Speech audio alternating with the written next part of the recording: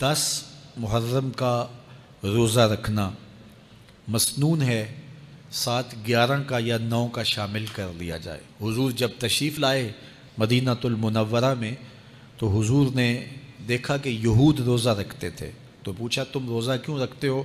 تو انہوں نے کہا کہ حضرت موسیٰ علیہ السلام کو قبطیوں سے اس دن نجات ملی تھی۔ تو فرمایا حضرت موسیٰ علیہ السلام کا حق ہمارے اوپر زیادہ ہے۔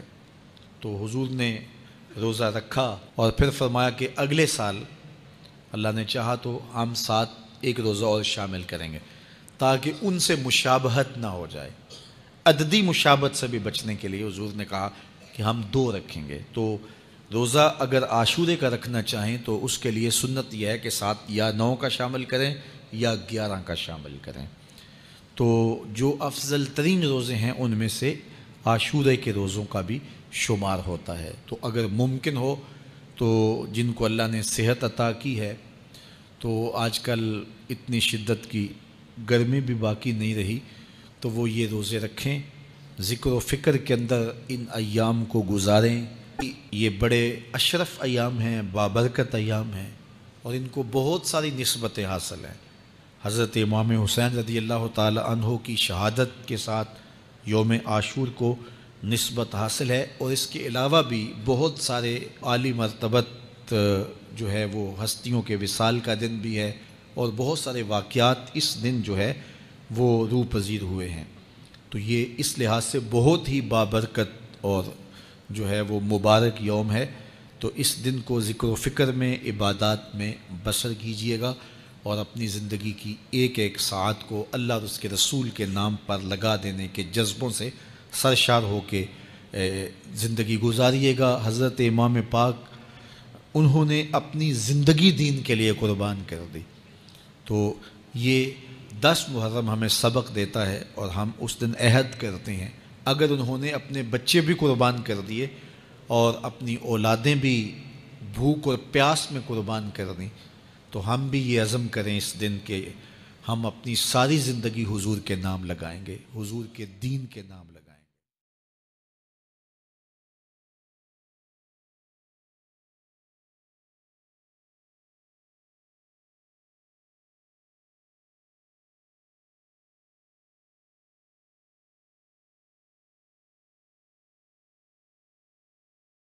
10 محرم کا روزہ رکھنا مسنون ہے، ساتھ 11 کا یا 9 کا شامل کر لیا جائے۔ حضور جب تشریف لائے مدینہ المنورہ میں تو حضور نے دیکھا کہ یہود روزہ رکھتے تھے، تو پوچھا تم روزہ کیوں رکھتے ہو؟